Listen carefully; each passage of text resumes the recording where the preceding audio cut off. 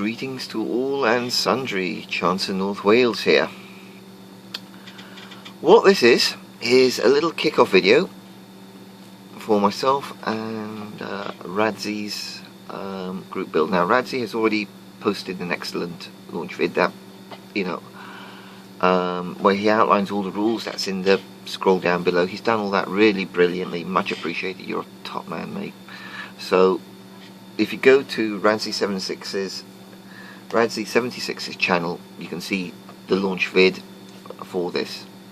What I'll be discussing is what I'll be building for it, and some of the other videos I've seen already coming up that people have already done. A couple of notable ones that I picked up on. We'll start off with Model Pro 72. He's getting cracking on his short Sunderland, Lenny. Much appreciated for what he's doing. Classic Airfix kit. He's going to build it straightforwardly and just get a nice Sunderland going there. And a bit of work, I know that will build up well. Frankie did start his work a bit early, but fair enough. I'm not going to give him. No one's going to give him a hard time over that. And he's doing a lovely job on the Minicraft Coronado, the post-war American flying boat. Well, late war to post-war American flying boat. And he's already started on it. Fair enough. And if you check up his videos, you'll see his work on it there. And it is the new Minicraft kit, so it's probably one of the nicest ones out there. Oldgit working on the little Orado seaplane, the Revell kit. That again, 1/72, and that is building up very nicely as well. And that is a nice model. Revell have done a cracking job on it. They also did their bigger 1/32 scale one. Jake Cutter has done a presentation about the Airfix Catalina he's going to be building for it, and it's interesting that rather than building in the out-of-box scheme, he's going to be doing it in air-sea rescue markings. So that's definitely one to be looking out for. Now, those are the vids I've spotted so far. I know there's going to be others out there. So that's just a little launch about what I've seen so far, guys. On with what I'll be doing, why, and all the rest of it. As I've shown you guys before, I'm doing the Hasegawa Shinmeiwa PS1, and I'm going to be doing the one here on the box. So little, I know this is a bit unusual for me, so little unboxing of what we've got here. And for 1/72 scale kit, it is quite a reasonable size aircraft, as can be seen here.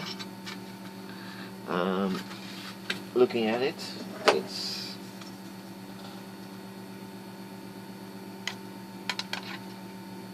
talking about 45 centimeters long, so just under half a meter in length when it's all assembled.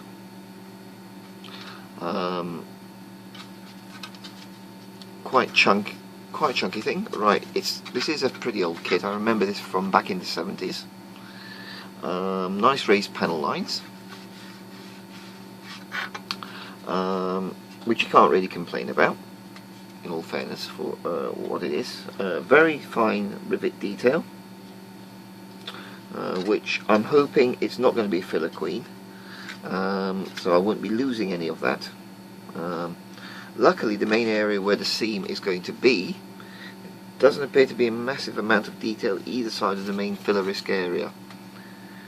Now, because of its age, I think and as the molds wear and kit gets older, there is flash on this. Not a huge amount, but it is there. That's the other fuselage side. Now there's two options in this: the anti-submarine version and an air-sea rescue. I'm going to be doing the anti-submarine version, basically because I like the colour scheme.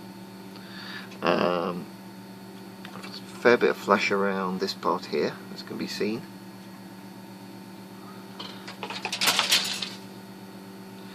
And the two versions are fairly different. The air-sea rescue version is properly amphibious, whereas the anti-submarine version, the PS1, has beaching wheels that will deploy, so land on the water and then trundle up onto the land rather than being able to land on land and water. So different undercarriage arrangement. different undercarriage components for the two types. The wingspan isn't particularly big. So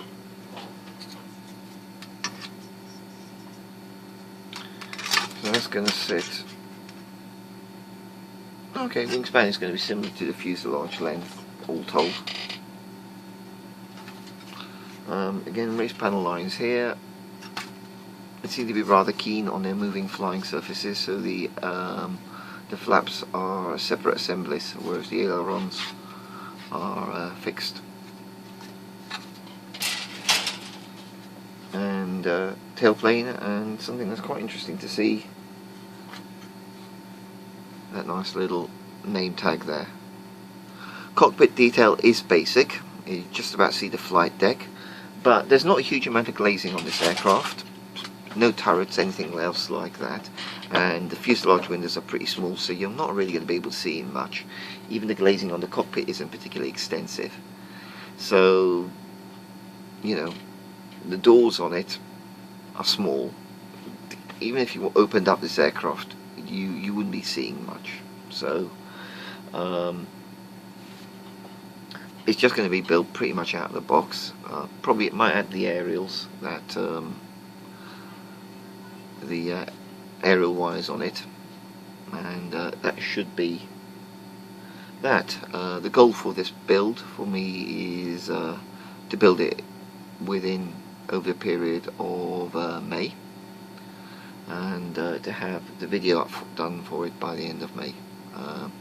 So that's the key goal. Instructions, if we take a look at them, show their age. You can see from its style that this was done before the age of word processing, because the font and text they use certainly looks like it's been typed in and pasted on, compiled that way.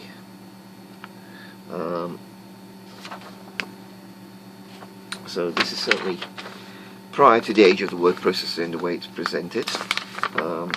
It's still perfectly decent, usable set of instructions. I say that's the scheme I'm going to be doing, the fairly simple, plain grey and white one. So, let's take a quick look at the decals. There we go.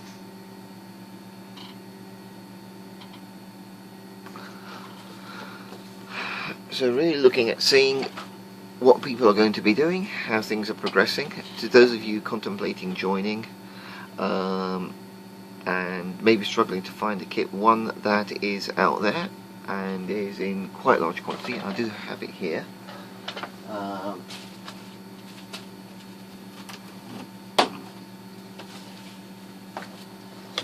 Taking this thing, is if you guys are looking for a simple one to get for this group build, and it is an old kit and actually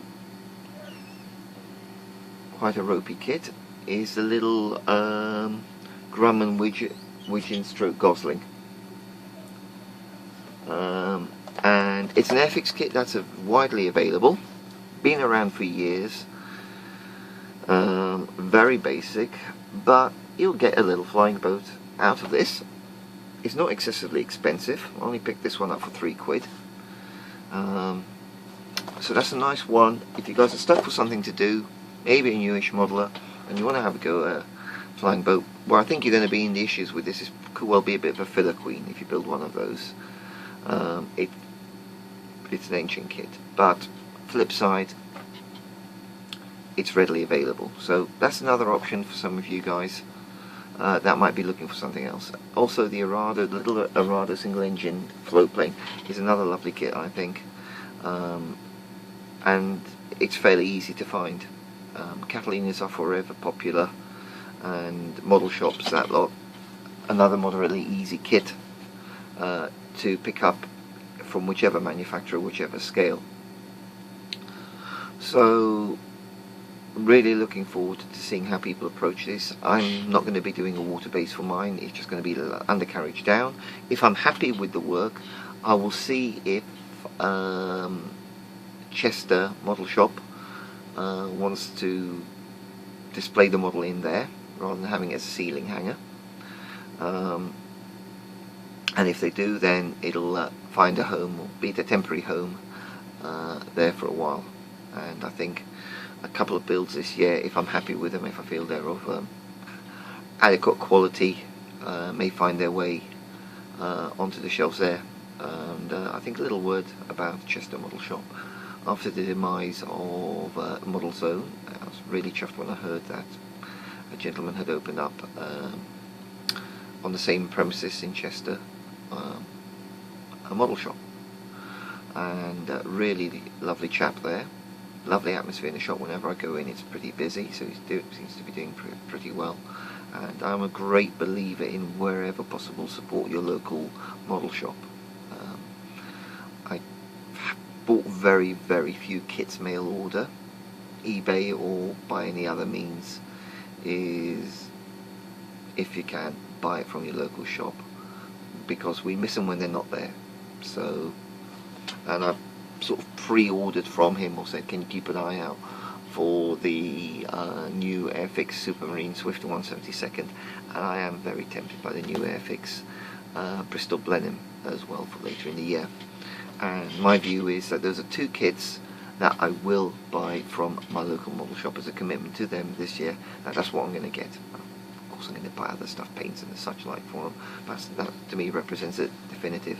So guys, if we're lucky enough to have model shops within reach, set yourself a goal to say, right, this is what I'm going to get from them this year.